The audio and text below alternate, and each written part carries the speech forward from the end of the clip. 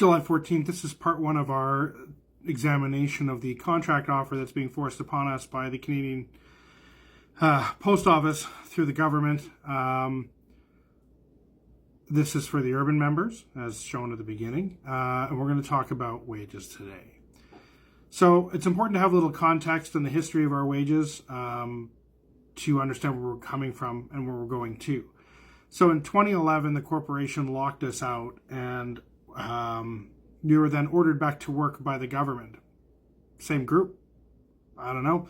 But anyway, from what I understand, the Harper government decided they were going to impose a contract, so we readily signed on the dotted line for a contract from Canada Post.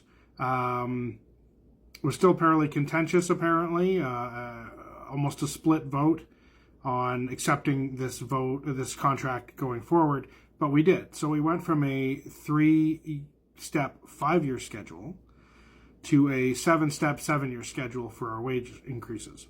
And what this changed was it actually dropped the starting wage by about 20%, or around $5. So when I tell you that since 2008, our wages have increased by 6.7% for our starting members, you should understand that in the 17 years going forward, that we lost 20% and gained around 6.7%, and our highest wage earners have gained about 30%. In that same time, the consumer price index has gone up by 54%. So we've lost. The dollar that you had in 2008 is worth about half of what it was, and we've only gained back about 60% of that for our highest wage earners. So, which is why we're asking for 24%. This would take us to par for increases through inflation over the course of the 18 years of that contract for the term. So what is Canada Post offering? Canada Post is offering us 13%. So it'd be 6% in the first year, 3% in the second year, 2% in the third year, and 2% in the fourth year. This will apparently work out to 13.5% compounded. And it's important to realize that you have already received 5%, or the majority of the first year contract, as was forced through the CIRB by our negotiators, because that was apparently as low as they were going to go. So really, there's only 8% left on the table, but that's just important to know. It'd still be there. One of the problems I've encountered, however, is that going through the wage charts, so in our collective agreement, you'll find these charts, and they are our wages as we go forward. I have an updated copy of the extension to this contract. And in that extension, it goes until the end of our contract. So the last year we received a wage increase was for January 2023. And that took us to a particular wage. And if I compare that wage to the wages of the end of this contract offer, it doesn't work out to 13.5%. It actually works out to 12.75%. There may be a specific group of people that works out to 13.5%, but they are misleading most of our members in saying that that's what they're going to get, because that's not what the math would indicate. So they're also offering us a one-time lump sum payment, which is non-pensionable, but it is taxable. That's about $1,000 to our full-time regular employees, and $500 to all other employees is what it says in the document, and that will be paid within 60 days following the signing.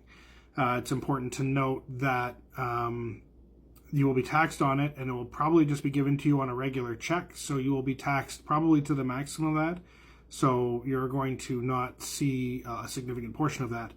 For our full-time employees, that works out to about 12.5 cents an hour pre-tax over the course of the agreement, so it'll probably be like 7.5 or 8 cents per hour over the course of the agreement. I really don't think it's anything to write home about. It's basically a bribe. An important factor in our wages is COLA, the cost of living allowance.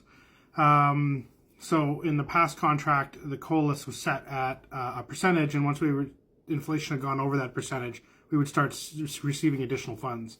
That number was 5.33%, and then for every approximately 0.05% over that, we would get 1 cent additional per hour. COLA payments have been important over the last few years, especially during the COVID inflation increases, and has given us some money. The other thing to realize, however, about COLA is that it's just one-time payments. Inflation appears to be forever. There have been very few deflationary periods. So that's why we were asking to have COLA rolled into our wages, because we don't want to keep having these debates over 24% and 13% and all of these different things going forward. We would rather just have that the COLA rolls into our wages and just changes our lives going forward, because that money is nice as a one-time payment, but it's not going to help you out in 10 years when inflation is high. Now, the corporation wants you to lose wages against inflation. It's one way that they reduce your wages versus increasing their costs. They decrease labor costs through that method. So what they wanted to do was in this contract offer, they want to offer you a COLA payment that is similarly calculated, but they wanted to start at 7.16%, which is 50% higher than what it used to be. It's interesting to note that if we signed this contract and it was at 5.33%, then we would actually already be getting an extra 13 cents an hour for pay over the last year. But also that they don't want to update the COLA until it starts in February 2026. So they don't want to give you this first year right out of the gate. So the idea of us making 7.16% in inflation over the 3-year term, it's unlikely, not impossible, but unlikely. So they basically just want to make it a thing you're never going to receive. And again, they're denying our demand where we add it to our wages going forward. A couple of other things of note. They want to create a part-time router position and a part-time flex position and add those to the part-time letter carrier group for wages.